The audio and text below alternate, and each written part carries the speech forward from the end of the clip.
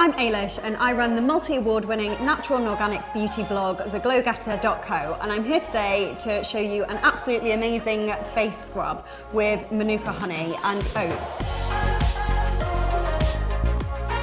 The first ingredient is Manuka Honey, and if you pay attention to the MGO label on the front, the higher the number means the higher the antibacterial properties, so it's really, really great for your skin. And the next ingredient are oats. Oats are absolutely incredible for your skin. They have 18 different amino acids, which are essential building blocks for your skin. When you use it, these really, really help to reduce redness, and it's a really great exfoliation. So both of these ingredients together are just phenomenal. So the first thing we're going to do is use 2 tablespoons of oats, and then we use 1 tablespoon of the Manuka Honey. So we'll mix these 2 together, and that is the face scrub actually made. If you want to use this as a face scrub, then you can. All you need to do is get some of the ingredients and then pop it on to your skin and very gently move in circular motions to help exfoliate your skin. And then once you have exfoliated, you can either leave it on for 30 minutes and have a mask as well, or you can just completely wash it off.